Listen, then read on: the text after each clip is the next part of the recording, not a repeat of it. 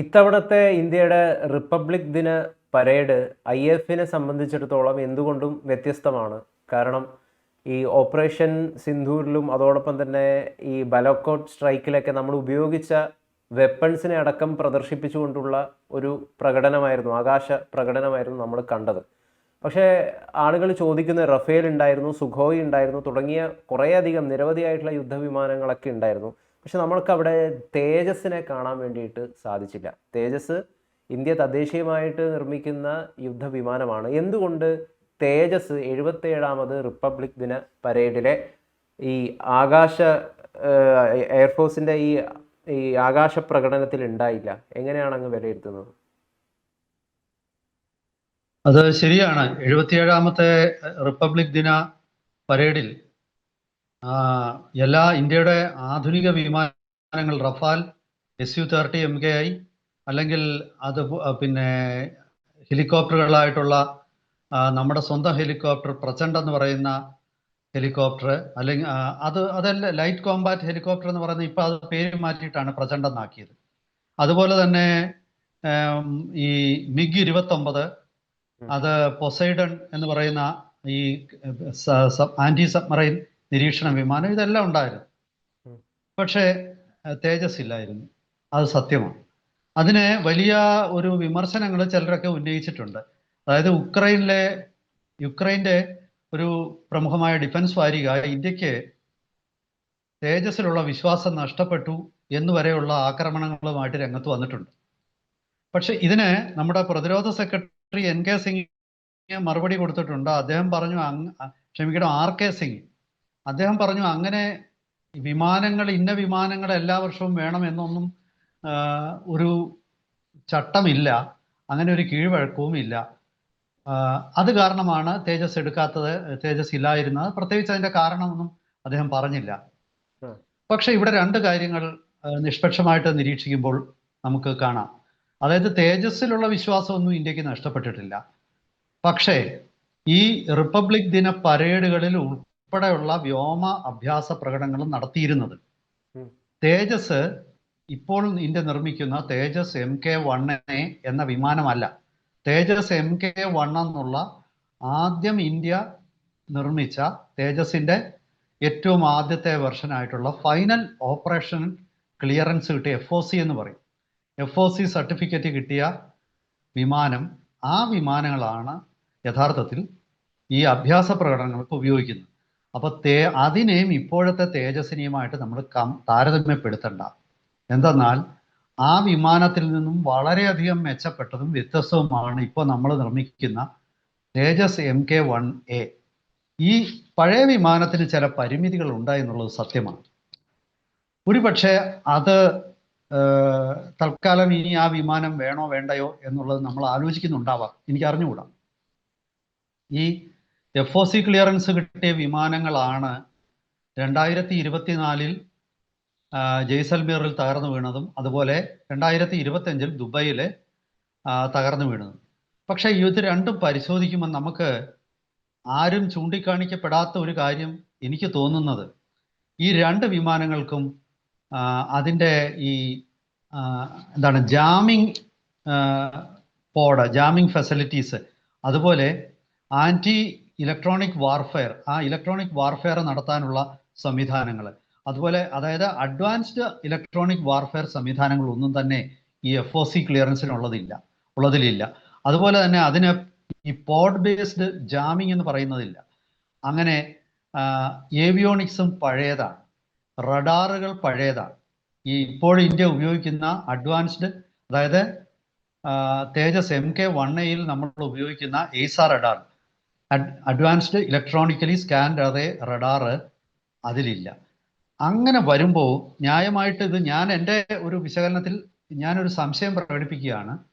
അതായത് ഈ ഇന്ത്യയുടെ വിമാനങ്ങൾക്ക് നേരെ എന്തെങ്കിലും ഒരു ജാമിങ് ആക്രമണം നടന്നാൽ, ഒരു സ്പൂഫിങ് ആക്രമണം നടന്നാൽ അതിനെയൊക്കെ പ്രതിരോധിക്കാനുള്ള സംവിധാനങ്ങൾ ഒരല്പം പിന്നോക്കമാണ് ഈ FOC ക്ലിയറൻസ് കിട്ടിയ ആദ്യത്തെ വിമാനങ്ങൾ. അത് വെറും ഒരു യുദ്ധത്തിനൊന്നും ഉപയോഗിക്കാൻ പറ്റുന്ന വിമാനമല്ലായിരുന്നു.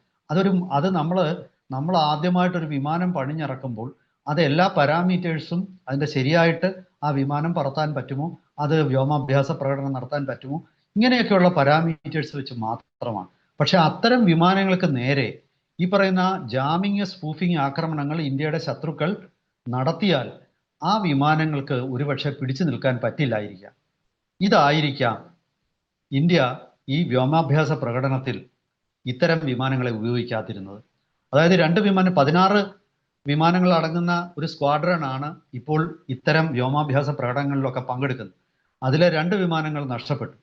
ഇനിയിപ്പം ഇന്ത്യയെ സംബന്ധിച്ചിടത്തോളം ഉള്ള ഒരു പ്രതിസന്ധി, ഈ 2 വിമാനം, അതായത് FOC ക്ലിയറൻസ് മാതൃകയുള്ള 2 വിമാനം പണിഞ്ഞിറക്കണോ?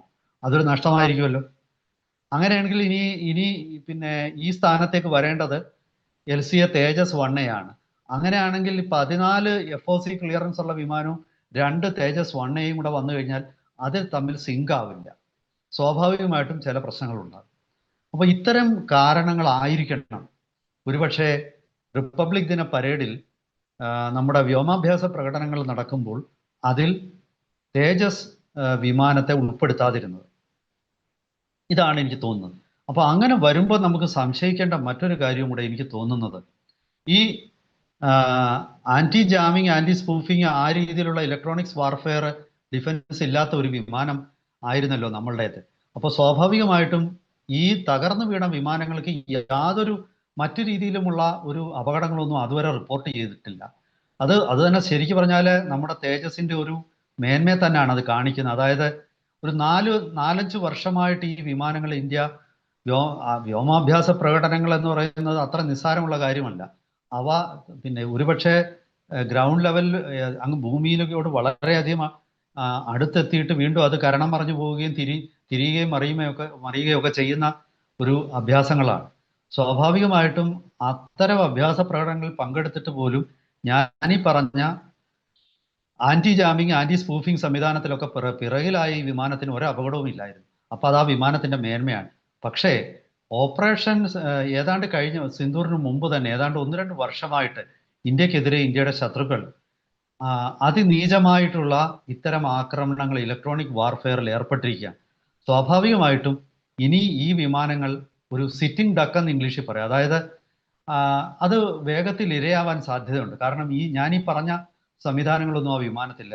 ഒരുപക്ഷെ ഇനിയും ഇന്ത്യ ഈ വിമാനങ്ങളിലൊക്കെ തന്നെ ഞാനീ പറഞ്ഞ സംവിധാനങ്ങളൊക്കെ ഘടിപ്പിക്കുകയോ അല്ലെങ്കിൽ അതായത് അഡ്വാൻസ്ഡ് ഇലക്ട്രോണിക് വാർഫെയർ സംവിധാനങ്ങൾ, പോഡ് ബേസ്ഡ് ജാമിംഗ് സിസ്റ്റംസ്, പുതിയ avionics, software defined radio, satellite കമ്മ്യൂണിക്കേഷൻസുമായിട്ട് ഇൻ്റഗ്രേറ്റ് ചെയ്യുക, ഇങ്ങനെ തുടങ്ങിയ ആധുനിക സംവിധാനങ്ങൾ, സ്വയം പ്രതിരോധ സംവിധാനങ്ങൾ ആ വിമാനങ്ങളുമായിട്ട് ഇൻ്റഗ്രേറ്റ് ചെയ്യാതെ ഒരുപക്ഷെ ഇനി തേജസിനെ നമ്മൾ ഉപയോഗിക്കില്ല.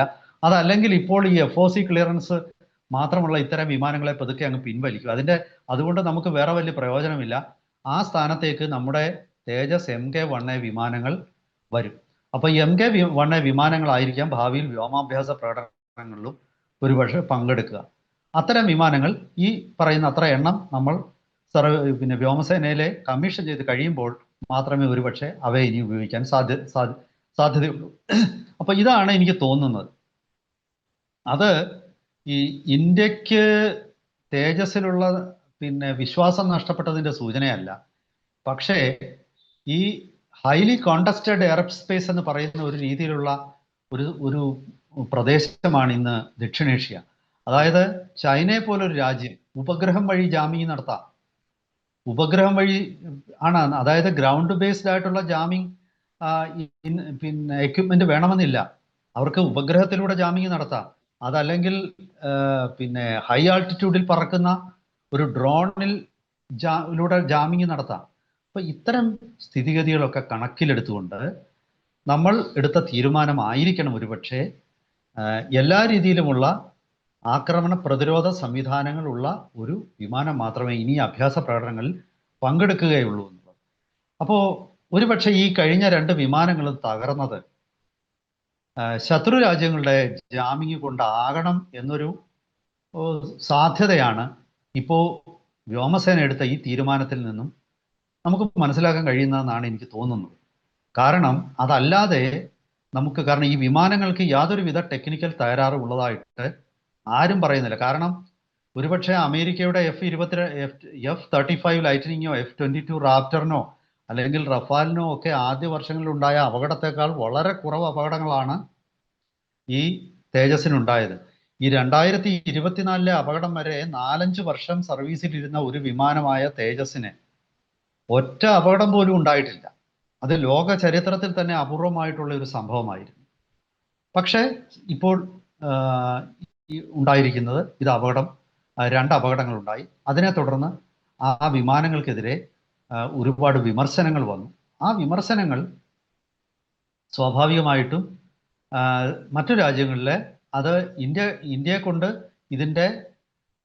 ഇതിനെപ്പറ്റി കൂടുതൽ വിവരങ്ങൾ പരസ്യപ്പെടുത്താൻ വേണ്ടി ആയിരിക്കണം ഈ യുക്രൈനിയൻ പ്രതിരോധ മാസികയും ഒക്കെ തന്നെ ഇന്ത്യക്ക് തേജസ്സിലുള്ള വിശ്വാസം നഷ്ടപ്പെട്ടു എന്ന രീതിയിൽ ഒരുപാട് ആരോപണങ്ങളുമായിട്ട് അവർ വാർത്തകൾ പ്രസിദ്ധീകരിക്കുന്നതും ഇത് സ്വാഭാവികമായിട്ടും കുറച്ചാൾക്കാർക്കെങ്കിലും സംശയമുണ്ടാകും. പിന്നെ മാത്രമല്ല, ഈ യുദ്ധവിമാനങ്ങളുടെ മേഖല എന്നത് അതീവ മത്സരമുള്ള ഒരു മേഖലയാണ്. കാരണം തേജസ് എല്ലാ ആധുനിക സംവിധാനങ്ങളുമുള്ള ഒരു വിമാനമാണ്, ഒരു സിംഗിൾ എഞ്ചിൻ ഫൈറ്ററാണ്. അതിന് വില കുറവാണ്. സ്വാഭാവികമായിട്ടും ഈ വിമാനം ആഗ്രഹിക്കുന്ന ഒരുപാട് രാജ്യങ്ങളുണ്ട്. കാരണം ഇതിന് വിലക്കുറവാണ്. ഇതിന് എയ്സാർ റഡാർ ഉണ്ട്, ഇലക്ട്രോണിക് വാർഫെയർ സ്യൂട്ട് ഉണ്ട്, ഹെൽമെറ്റ് മൗണ്ടഡ് ഡിസ്പ്ലേ ഉണ്ട്, പിന്നെ അങ്ങനെ നിരവധി, അതായത് സാറ്റ്കോം കമ്മ്യൂണിക്കേഷൻ ഉണ്ട്. ഇത് ഈ ഒരു ആധുനിക സംവിധാനങ്ങൾ, നെറ്റ്വർക്ക് ഓറിയന്റഡ് ആയിട്ടുള്ള ഒരു വാർഫെയറിന് സജ്ജമായ ഒരു വിമാനമാണ് തേജസ്. അങ്ങനെയുള്ള തേജസ് മറ്റ് സമാനമായിട്ടുള്ള വിമാനങ്ങളെക്കാൾ വില വളരെ കുറവുമാണ്. സ്വാഭാവികമായിട്ടും ഇത് വാങ്ങാൻ പല രാജ്യങ്ങൾക്കും താല്പര്യമുണ്ടാകും. അങ്ങനെയുള്ളൊരു സാഹചര്യത്തിൽ ഈ വിമാനത്തിനെ കുറിച്ച് മോശം അഭിപ്രായം പ്രകടിപ്പിക്കുക എന്നുള്ളത് പല രാജ്യങ്ങളുടെയും ആവശ്യമായിരിക്കും. ഇതിൻ്റെ പിന്നിൽ അങ്ങനെ ഒരു അന്താരാഷ്ട്ര ലോബി തന്നെ ഉണ്ടാകാം. ഇത്തരം കാരണങ്ങളായിരിക്കണം ഒരുപക്ഷെ ഇത്തരം വാർത്തകൾ പ്രചരിക്കാനും ഊഹാപോഹങ്ങളും ഗൂഢാലോചന സിദ്ധാന്തങ്ങളും ഒക്കെ നിരന്തരം പല രാജ്യങ്ങളിൽ നിന്നും പുറത്തു വരുന്നതിനുമൊക്കെ കാരണമെന്ന് എനിക്ക് തോന്നുന്നു. എന്തായാലും തേജസിൻ്റെ ഉള്ള വിശ്വാസക്കുറവിനെ അല്ല, വരാനിരിക്കുന്ന തേജസ്സിലുള്ള MK1A എന്ന തേജസ്സിലുള്ള വിശ്വാസത്തെയാണ് ഇത് കാണിക്കുന്നതെന്നാണ് എനിക്ക് തോന്നുന്നത്. മാത്രമല്ല, ഒരു കാര്യം കൂടെ പറഞ്ഞ് ഞാൻ നിർത്തുകയാണ്.